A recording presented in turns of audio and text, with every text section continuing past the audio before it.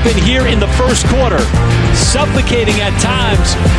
Alex Caruso on the floor for Oklahoma City. Another one of the big pieces.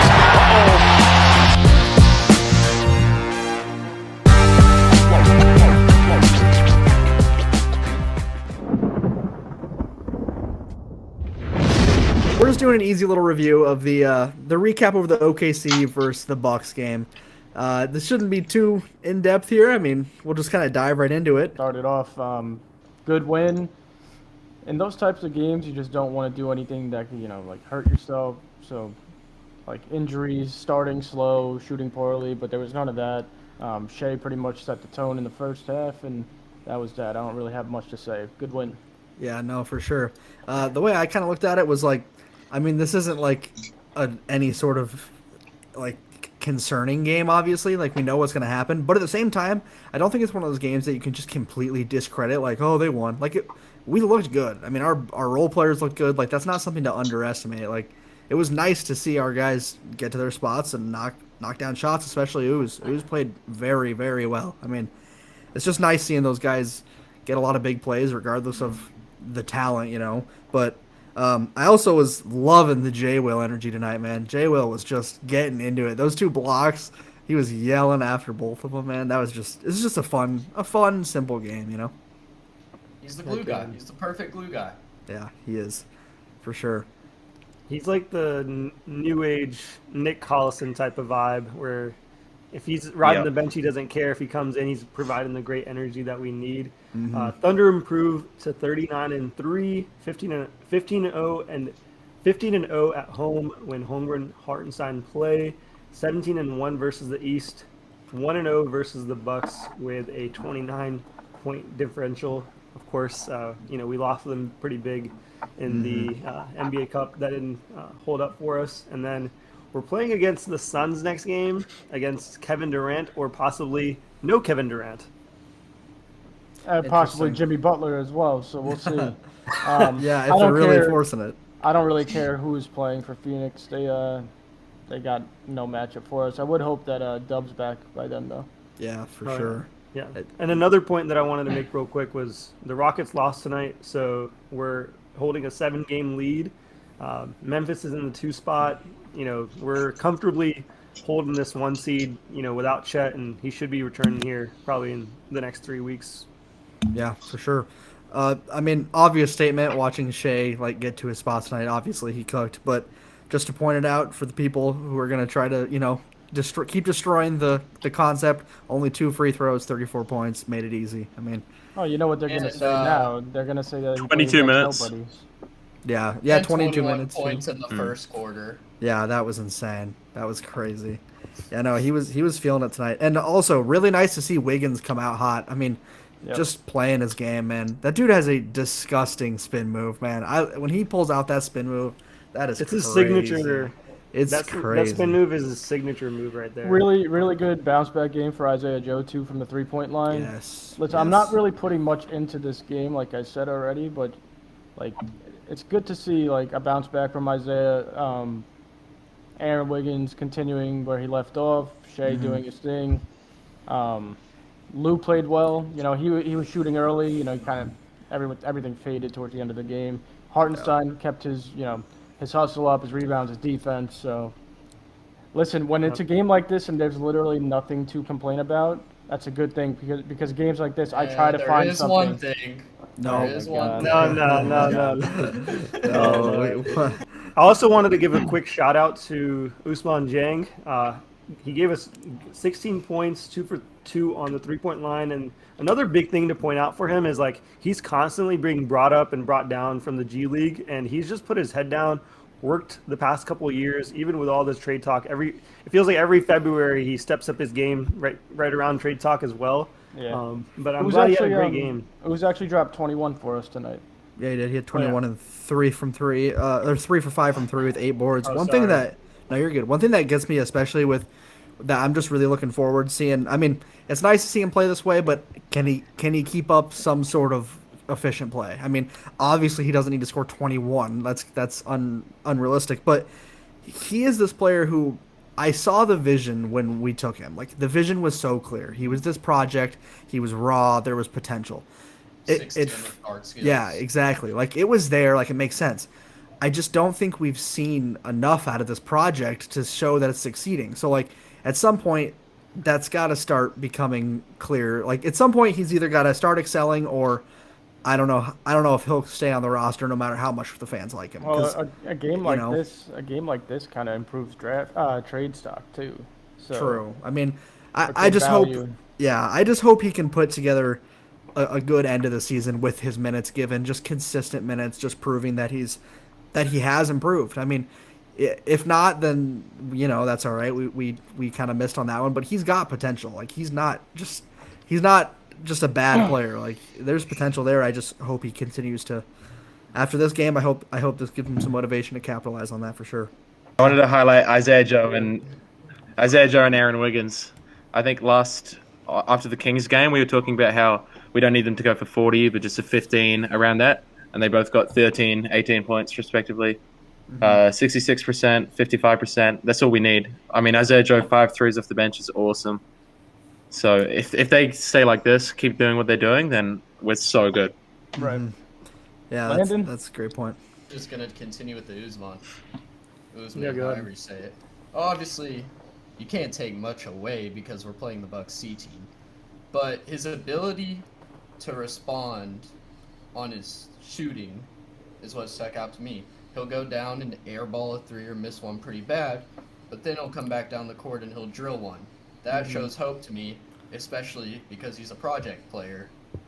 Typically, project players, they miss a few shots and they're not going to hit another shot in the game, but his ability to respond is what stuck out to me. It's a really good point. Really good point. He had a step back one that was pretty impressive, top of the key. That was a nice shot for sure. No, that was a great shot. I'm also impressed with his IQ. You can really see that he understands the game. Like, he misses some of those shots you're talking about, but, like, especially with cutting, he's a great cutter. I mean, he sees the floor well, and he understands, like, what you need to do. And that's why, like, there's definitely hope for him to be a good player. He's just got to become more consistent. And I think his biggest thing is confidence. I just don't think he's confident in himself, which is unfortunate because he's got the skills, he's got the IQ. It's just you just don't see him confident enough. But he's got what it takes. It's just we're kind of back in the same place where we are every season, where it's like, can he really show something, or is it just going to be him cooking in the G League and then coming back up and being fine? I'm gonna fight against that point because this season I haven't seen the lack of confidence in him. Typically, like I think the first year he got drafted, you'd see like he'd take a couple shots and then he'd just go to the corner and kind of just not be involved in the game. He's not done that at all this season. That's a big improvement on his confidence. Like Landon was saying, like he'll miss a shot, go ahead and take another shot. Another big improvement that's really underrated. He's definitely worked on his body, like outside of the basketball court, where he's maybe not improved his frame or anything, but he's definitely improved his strength going towards the basket. He was missing a lot of easy stuff, and now he's like dunking on people, getting easy layups, and that's a huge plus to have someone his size be consistent at the basket, because that improves his shooting everywhere else. I actually did find something that I do have a complaint about. It's not coming from the OKC side. Milwaukee sold us out tonight. There's no way that you should be benching 6 players, your top 6 players, for rest. We all know it's for rest. None of them are actually injured. And I wonder why the ratings are lagging. I was just going to say, this is one of the games that the NBA needs, like, all the players to be in. Like, even if you're missing a Dame, why is Giannis and Middleton and Portis all out? Like, they really sold us on this game. Yeah, and Lopez. I mean... And Lopez, like pretty much the entire starting lineup. What are you doing? Like, are they all getting traded tonight? Like, what are you doing? You have to think about the trade aspect to that, though. Yeah, but you don't bench all 6 unless you're trading all 6. Like, especially the fact that Bobby Portis wasn't on the injured report at all. It just did not play. Yeah. So that's either, in my opinion, a trade or a rest, because there's no injury report on him whatsoever. If this ends up being a rest for Bobby Portis, that's disgusting. That should be a fine or something. You don't rest a guy like Bobby Portis. I'm sorry. Fine. That's like us resting Isaiah Joe. Like, it might be worse. Like, you don't rest like Come on, man. I'm looking at Real right now, and it said Portis is dealing with a personal matter and is uncertain to take the court for the Bucks. So, whether it's a real personal matter or that's just something that's being said, we don't know, of course. Yeah, so I'm not going to speak on any personal matters because I don't know Right. what's going on with him. Right. But I'm just saying, if it ends up being just a rest day, come on, man, that's got to be a fine. I don't care. Now, I keep Frustrating. seeing something, but now that I see that he actually has missed the last 6 games, I guess for the same reason. So there might actually be something going on. So I mean, That's a yeah, Bucks fan. yeah, that makes it sound better, but I mean, still, so instead of the There's 6, you 5 got the other 5. guys. Yeah, Yeah. exactly. Like, Right. they're not trading Giannis. They're not I mean, they're not. It's also good. It's also it's good just- for us to get these matchups in the regular season. See what Yeah. we're made of. Get ready for the playoffs with the Yes. harder teams. You know, like Yeah, especially with the Cup final, where that we did not They- play the way we were capable of. Like, this was a Right. matchup I wanted to see. Like, they kind of just put OKC in a terrible situation. One, because of that, and two, like they're gonna kill this team. They're just going out trying not to get injured the whole game. Like, yeah, come that's on, exactly man. what I was thinking. I kept thinking, man, if someone comes down with an injury, what a terrible. And we situation. had a few things. Like Joe got a little shaken up. Obviously, he was fine, but on his 3, his and 1-3, Lou was bleeding. Like, come Yeah, on, man. that's the kind of stuff you just don't want to see. I mean, that's Freaking gash to the lip. yeah, that was crazy. And then they just patch it up with some of that and just That's send them back out. that's really weak by Milwaukee, in my Yeah. if there isn't a trade. No, I Actually, agree. no, I don't care. They They're did- not trading all 5 guys. That's weak as hell. Yes, yes, yes. I think some of the injuries were they'd been lingering, and then some were from the night before because they just played a game against the Grizzlies. Bro, Middleton's take the game. Middleton's I don't think it's rest. entirely. Yeah, It says Middleton's injury is bad, management. but Injury management. So that's got to be just a rest day. I mean, that's It's what also, it means. it also shows an organization that doesn't give a hell about winning, bro. Because they just lost to Memphis last night. I don't care if you have a back-to-back. You don't rest your. Imagine we lost last night. And we were like, all right, we got to rest Shai. We got to rest Dub. Hell no, we're trying to go win the game. Yeah. Like they're playing the Hornets on Wednesday. Maybe you rest them then. Yeah, Not now. exactly. Not in a game that actually like can tell a lot about how competitive your team is, and Scared. They're and from scared. and from their momentum, from their situation, they're the ones that beat us in the cup, so they should have every motivation to play us healthy. Like That's what they probably did. They were like, yeah, we actually beat them, so let's Yeah. just like not give them a chance. that's just Whack. yeah, no, that's definitely frustrating to see. Actually, I do wanted have to- one- Oh, go ahead. I have one more positive from tonight. Normally, when we play a team like this, some random is bound to drop 30 points. Yep. Tonight, there was nobody on the Bucks that just stuck out. Yeah, I definitely agree with that. At the same time, though, I think these guys are a little worse than. This was like Yeah, the that's worst roster we've played No, yeah, no, probably all season. Definitely the worst roster, but Landon's completely right. I was Yeah, waiting true. for the. I like honestly, this is really bad by me. I think his last name was like Smith. He was a lefty. He was putting up a lot of threes. I was waiting for him to hit like 4 in a row. Tyler Smith. Yeah, I was waiting for him to hit like 4 in a row, but it just didn't happen tonight, which is actually a really good thing to see because, like Landon Yeah. said, we do get hit with those guys constantly. So Yeah, for yeah. sure. I was no waiting. complaints on OKC side tonight. Yeah, for me, I thought it was gonna be AJ Green. I thought bro was just gonna pull out like 5 threes. Like I was just can waiting see it for him to coming. do something ridiculous. Yeah, Like a but- guy like Connington, like there was a game once where Connington hit us with some big shots and us, but Yeah. nope, not tonight. Yeah, no, I mean we just took care of business. I mean, really, just did exactly what your team needs to do. It wasn't crazy, it wasn't flashy, but it does. I mean, again, while this wasn't some like stacked roster, obviously, and it was a bad team, it shows our depth. I mean, we got dudes who, like Ousmane, for example, we got dudes who don't usually play dropping 21. Like that's impressive, whether the team's good or not. Like, just shows you. how Building deep off we are. that, I think Dylan Jones and Alex Dukas, outside of scoring, I think they did a very good job tonight. I mean, they struggled to put the ball through the hoop, but 9 rebounds for Jones, 7 rebounds for Dukas for Jones. They looked really good everywhere but scoring, really. Yeah, and one of Dukas's misses, or not, sorry, one of Jones's misses, his 3, they just gave it to him with like 3 seconds left on the shot clock. Like, that one was him just chucking up a shot. But I agree. Yeah.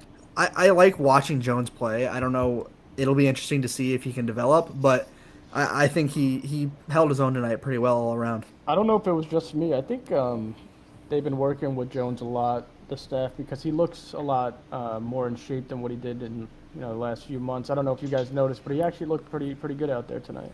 Yeah, he was moving well. Yeah. It might be the G League helping as well. He's been there a lot. Could be, yeah. True, So- for sure. I will Pressy say, utilizing the G League. I will say we have 6 games before All-Star break, 4 of them at home. I'd like to get a little bit healthier, and we could beat up on the Suns. We got the Raptors after that. Big game in Memphis. That's a good game, and then there's Pelicans Heat, and then a big game in Minnesota. So, get healthy and just close out this first, I guess, half, if you want to call it a half. It's more than that, but Yeah, roughly a little over half. and look into the second half, getting ready for playoffs. Yeah, for sure. I got a couple other points here before we end it off. One of them was Isaiah Joe was asked about the 3-point contest, and he said, of course, waiting for the phone call. So hopefully he gets it this year. I know Thunder fans are really advocating for him to get it. Yeah. And then the other point was Shai's MVP odds just continue to rise game after game. Like, he's really building a lead here against Nikola Jokic. He's got nearly a 4-point differential to win, which is huge in like betting terms. And the last point here was Mark Dagnall was actually asked about Adam Flagler after the game, and the response that he gave was, "We evaluate players into totality. You guys see only the last 12 minutes of the game is not the same thing that we see." So that's just some behind the scenes stuff of why, Flagler may be getting, additional minutes. Of course, the reporters are just doing their job and asking, questions. Yeah, for sure. You also saw the bench when he hit that shot. I mean, obviously the guys they like him. They obviously want him to score. So there's more of a team chemistry side of that we probably don't know about. So. Oh, you know what, Gabe? You brought up something at the end of the first half that I thought was a really good point that you should bring up now with Shai at the end of the first half at the buzzer. Oh, yes, for sure. I wrote that down immediately. My bad, I forgot to mention that. With a player being so hot, having this great first quarter and being a star like that, we had that play at the end of the half where he was just barreling down the lane, and knowing Shai, he probably could have gotten a shot off, figured out to hit it in. Instead, he kicks it out to the corner and hits J-Whale, who drains a 3 in the corner to send us to halftime. I mean, if that's not if that's not selfless, I don't know what is, he's not even looking. He drops 34 in 22 minutes without even looking to. He's looking to get other people involved. Like, Yeah, that's just I commented ridiculous. on that as well. I was really happy when I saw that because Shai, and I wasn't too sure on how many minutes he was going to get in the third quarter. I wasn't even worried about the fourth because we know he wasn't going to. So I thought, he looked at the clock actually before they inbounded, and he does that thing where he starts slow and then he gets that burst of speed to go down to the lane. And he had a wide open lane, but when he dished it and Jay will hit it, I'm like, dude, I love this guy, man. Yes. Like, it's such a team player. It's not about the stats. Obviously, he wants to keep his points per game up, average up, but that just made me feel happy, honestly, because I think he's happy just getting his 30 and calling it. Yeah, So, for sure. there's plenty of games he could get probably 60 points. There's been tremendous amount I think he's got 10 plus fourth quarters where he's rested, and that's probably leading the league. So Yeah, you would think for sure. Imagine averaging the most points in the league and you barely play any fourth quarter. Yeah, that's insane. Also, kind of mentioning one more thing, talking about Shai kicking to J-Will. I've mentioned it multiple times, but really, J-Will is just what a great addition to have him back, man. Such a consistent player. I just love J-Will, man. 3 threes. He's been so good this season. He has been so good. He's been His hitting 3-point threes like shot crazy. has been outstanding. Yes, and what it has Landon, been. I believe, said before, perfect glue guy. And every NBA team needs a glue guy. And, when your glue guy is actually a good player as well, that's great. Yep. 3 this season. Yes, he has. That's money. I can't remember the exact stat at this point, but up until like a few games ago, I believe he'd hit a 3 in every game except for 1. So It's almost like teams that's don't crazy. Respect it. They take No. a few steps back. No, they don't respect it at all. Cause I don't think they evaluate it before the game well. Well, it also helps out that a lot of his threes this season have come off a Shai pick and roll at the top of the key. Yes, all so the time. they're dropping on the Shai. And he's the first 3 he takes every game, I swear it's gone in from top of key. Every time. It feels like it for sure. That's something that's really He doesn't miss underrated. from the top. No, he doesn't. That's something that's really underrated with Shai's game as well. Is that pick and pop, man? He draws that double and hits that every time. It feels like. Yeah, I like Just when they so run consistent. that. I love when they run that with Joe too, because when Yes. Joe gets those little pick and pop moments at the top of the key as well. Yeah. Yes, that's an The ghost OKC screen? trademark. Yeah. That's an OKC trademark is guards setting screens for guards. I mean, we've done that, and it's unexpected, but our guys are good at setting screens. I mean, we have little guards who hit a lot harder than it looks, and we hit that pick and pop every time when it comes to them. Like, that's not a common thing. Guard setting, like, that's just we've really mastered that. So it works so well that it opens up the ghost screen where they just brush past the cool screen and just keep running on. Isaiah Joe, catch and shoot. Money. Right, and then if they go to Zay, I mean, Shai's going to the cup for an M1 every time or easy layup. So exactly. All right, well, I think we can go ahead and end it there. Wasn't the deepest dive into a game, but didn't really need to be. So, but yeah, I mean, make sure you guys check out our socials where we've been posting other stuff, especially on TikTok and Instagram. Had a lot of posts going up recently. So, just like to say, we really appreciate just all you guys. You guys have been giving us so many follows, so many likes, shares. We just really appreciate it, guys. I mean, I know we've said this so many times. We're just fans like you guys, so it's just really fun to be able to do this and get you guys' feedback. So, like 400 Instagram followers in like 2 weeks. It's wild. That's crazy. And then also, I'd just like to mention for the people that stayed and are still watching this, Thursday live streaming. We're not sure what platform yet. I think it's going to be Instagram from 12 to 4 Eastern. And then we will have a trade deadline recap video out later that night with King Capers. So really fun stuff coming up. And like they said, just really appreciate everybody in the comments and the follows, everything. Yeah, absolutely. All right, well, thank you guys, and we'll make sure to catch you guys in the next episode.